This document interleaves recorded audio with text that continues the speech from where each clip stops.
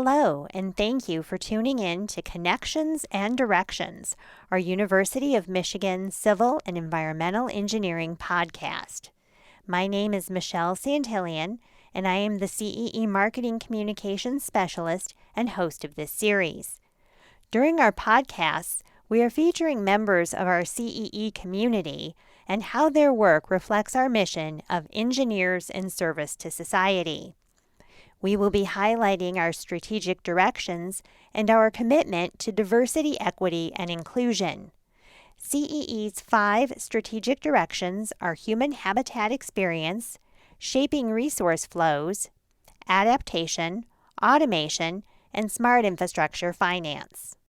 I am excited to welcome Dr. Alex Struka, who has been serving as a postdoctoral fellow in our department and is joining us in fall 2022 as a tenure-track professor. Dr. Struka, welcome. Oh, thank you for having me. Whenever anybody says I'm joining as an assistant professor, I get a little worried, but also a little excited at the same time. So it's whenever I hear that, it's a little scary, but also exciting.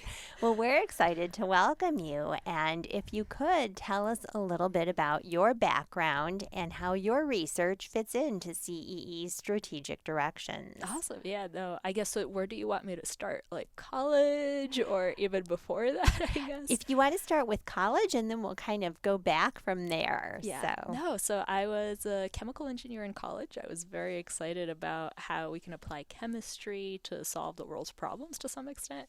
But then as I started chemical engineering, I realized that there's not much chemistry going on in chemical engineering. It's mostly just building big reactors and, helping the pharma industry, the oil industry do their chemistry.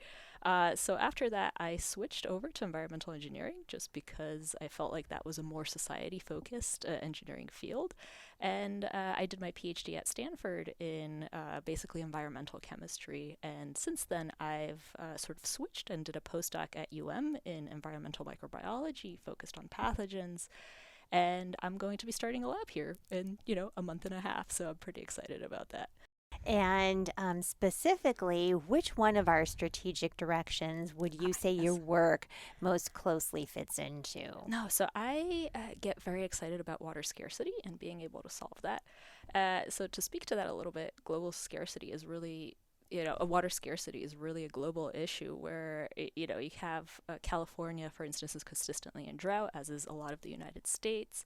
In 2018, for instance, Cape Town was on the verge of becoming one of the first cities to completely run out of water. We also have, droughts in India that are causing crop failures, making it harder to feed the growing population there. So a lot of my research really focuses on water scarcity and how we can lower that. And one of the ways to lower that is to really tap into different resources and different water resource flows, which fits in with, I guess, the CE strategic direction, which is future resource flows, I believe, if I'm saying that right. I don't think I'm actually saying that right. Shaping resource flows, yes. So as we really, turn to alternative water supplies in order to be able to meet water demands and reduce water scarcity, we need to make sure that we can treat that water and reduce the health risks associated with it. And that's where my research fits in. So, what is the most significant water-related issue that you see facing society today? So it all goes back again to water scarcity, where we really have a way to meet water demands by making more water out of non-traditional water sources. So for example, we can treat wastewater to potable water quality or drinking water quality. We can desalinate seawater. We can switch to using brackish groundwater as a water source. However, what we really don't know is how we can reduce the health risks associated with that water, where if you can imagine, for instance, drinking wastewater might be a little bit more risky than, for instance, drinking surface water out of a river. So what we really need to do is understand how we can treat that water and whether or not that water is treated to the point where there is minimal risk associated with drinking it, and also how we convince the public that this water is clean and that we are able to drink it and not get sick from it.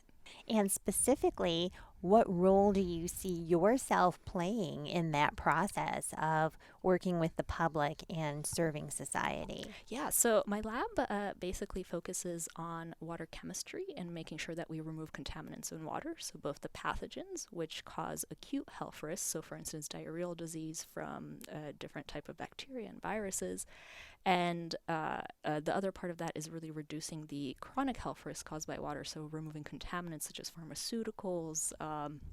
Pesticides or anything that can cause a health risk to ourselves from a chronic standpoint.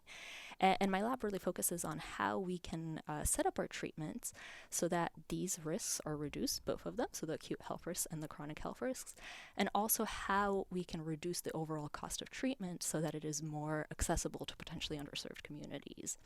And in terms of the public policy aspect of that, I really hope to collaborate with people that are interested in that in order to really be able to bring this non-traditional water treatment to the public and make sure that it is accepted. And how did you become interested in your area of study?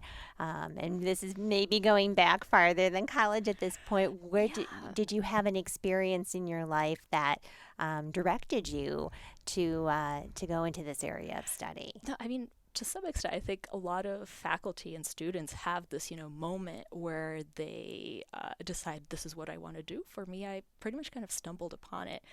When I was in college, I ended up doing research in a geochemistry lab, and I looked at water quality there and mercury methylation, how that affects, the quality of water for in terms of like fish and, how we get exposed to those type of metals. And ever since then, I really wanted to do something that is even more closer to people, right? So I focused on drinking water and wastewater treatment since then. So that was kind of my, not necessarily a moment, but my stumbling upon just trying to make the world a better place by helping people with their water. And what classes do you anticipate teaching initially? And do you have ideas for additional or new courses that you would like to add to the CEE course lineup?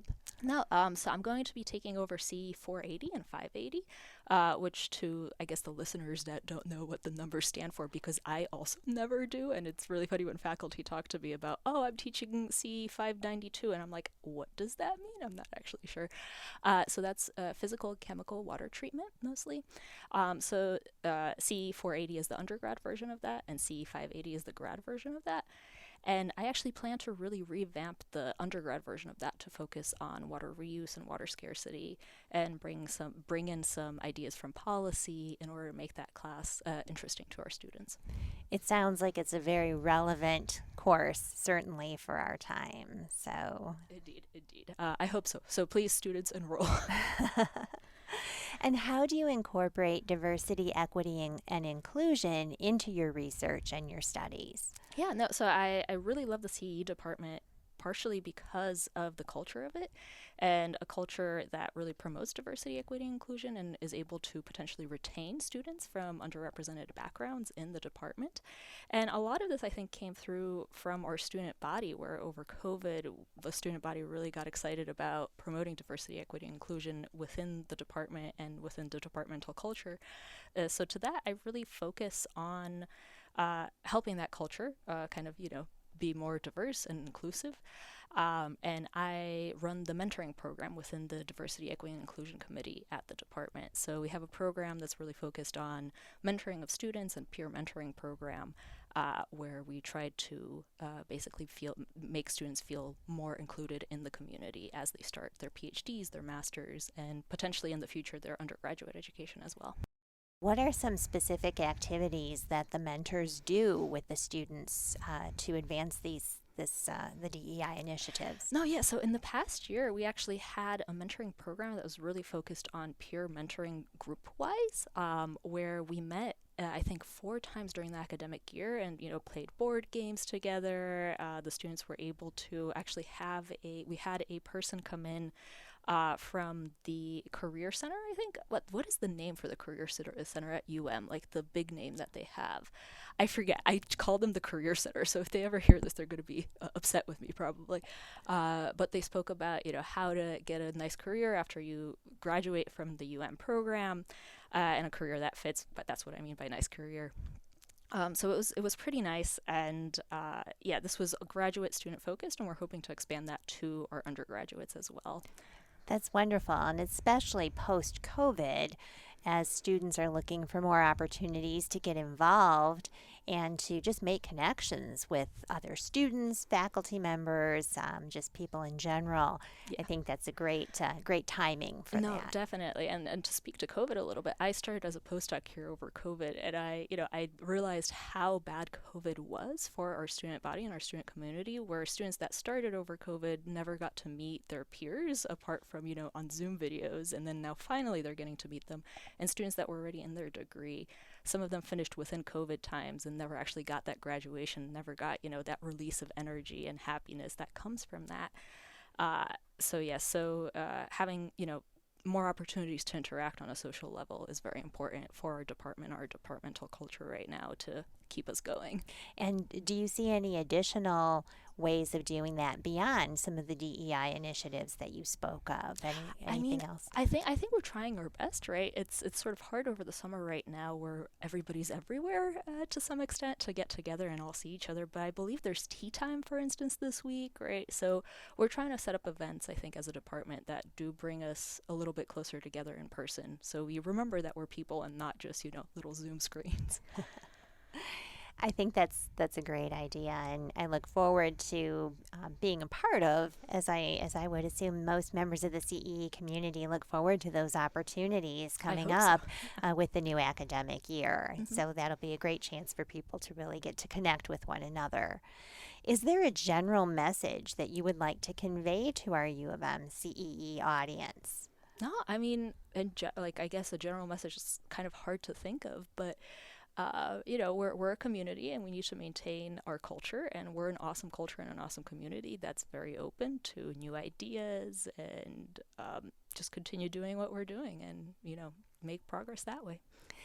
Is there anything you would like to add that maybe I haven't asked you about, or something that you feel is an important message to get across about the classes you'll be teaching or your focus? No, I mean, I feel like we covered a lot during this podcast already. I know it was a little bit fast, but, I am starting a research program and starting to teach my classes. So whatever students I end up having, please give me some feedback so that, they develop into something that everybody loves.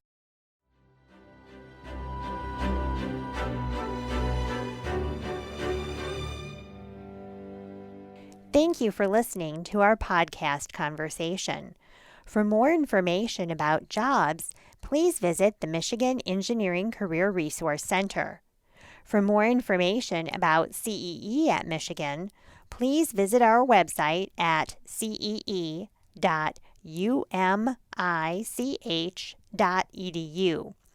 You can also reach our YouTube channel and Facebook, Twitter, Instagram, and LinkedIn pages from our website.